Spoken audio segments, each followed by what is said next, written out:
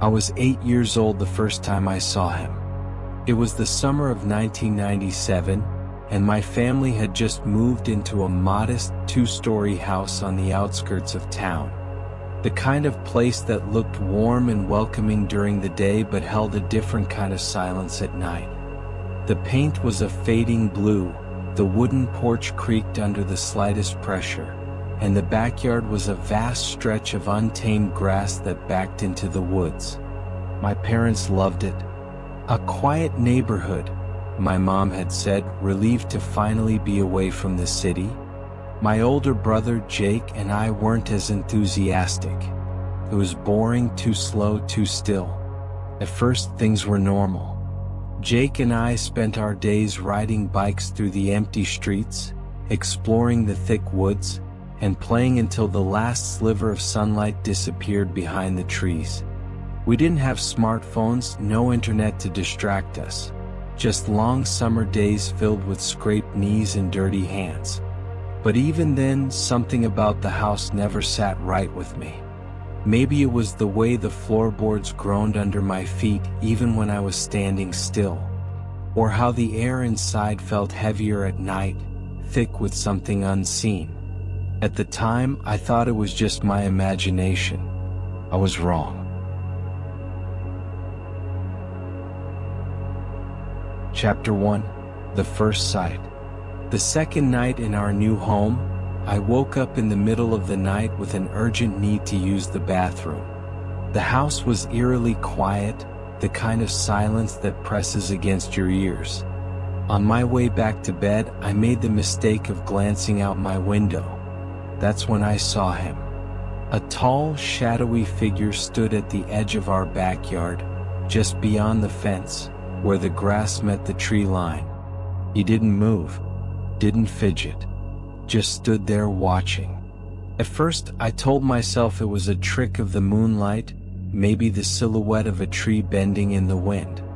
But the longer I stared, the more certain I became. There was a man standing in my backyard.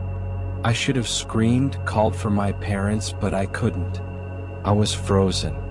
My breath hitched in my throat, my skin prickling as the hairs on my arms stood up. And then I blinked. He was gone.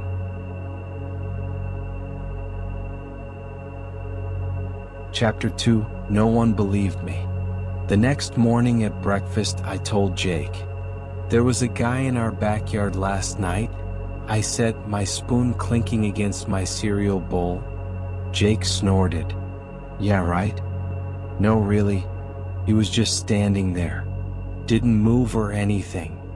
Mom overheard and frowned. Honey, are you sure? Maybe you just dreamed it.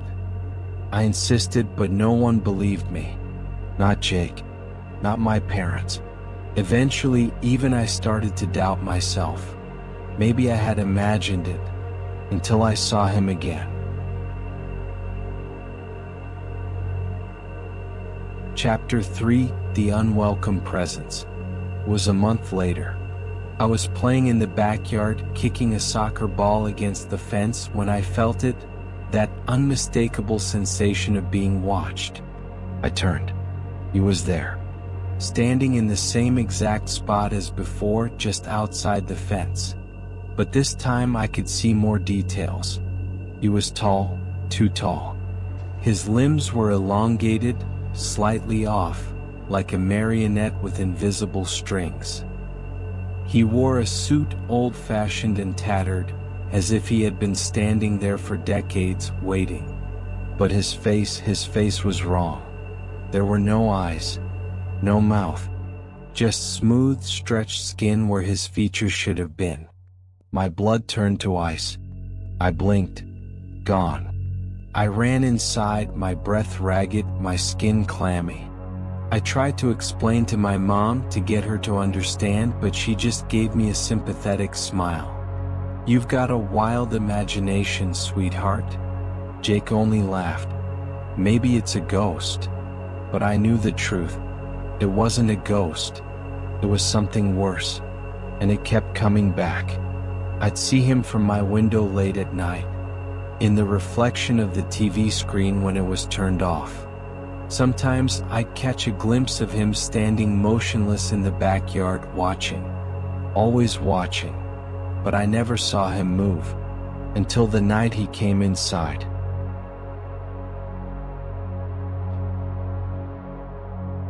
Chapter 4. The night he entered. I woke up to a sound. At first I thought it was the wind. Our old house groaned and whispered in the night, the wood expanding and settling. But this was different. A whispering. Soft at first, like a breeze sneaking through the cracks in the walls.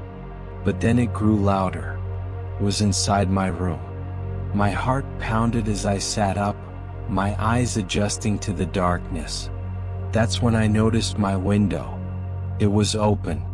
I didn't remember opening it. And then I saw him. Not outside. Inside.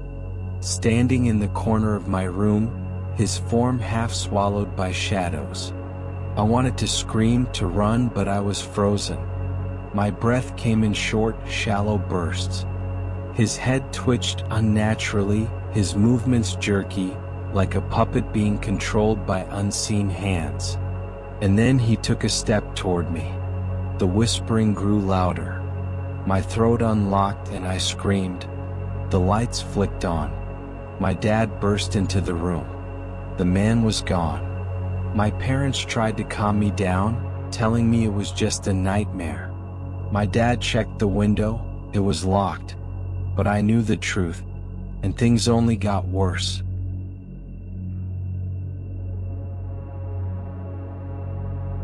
Chapter 5. Jake's disappearance.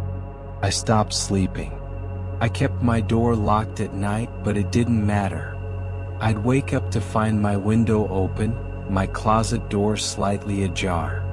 Sometimes I'd hear the faintest whisper just before drifting off, only to jolt awake in a cold sweat.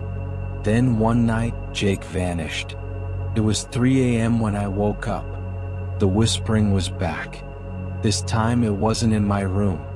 It was coming from down the hall. From Jake's room.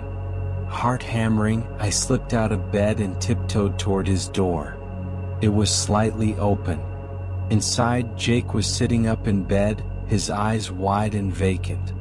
And at the foot of his bed, him. The whispering grew louder. Jake's body started to twitch, his limbs jerking as if strings had been attached to his wrists and ankles. His head turned toward me. His eyes were hollow. And then, he was gone. Just like that. Vanished. His bed empty. His room silent. I screamed. The police searched the house, the woods, the entire neighborhood. Jake was never found. They said he ran away. But I knew the truth. The man took him.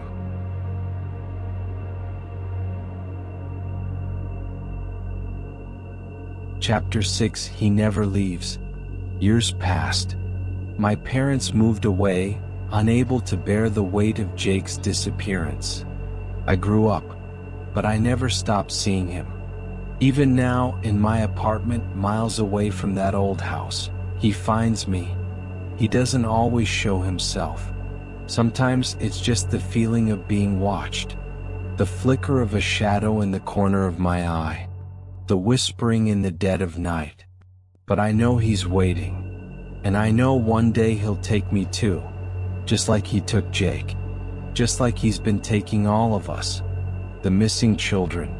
The unexplained disappearances. No one ever really leaves. Not when he's watching.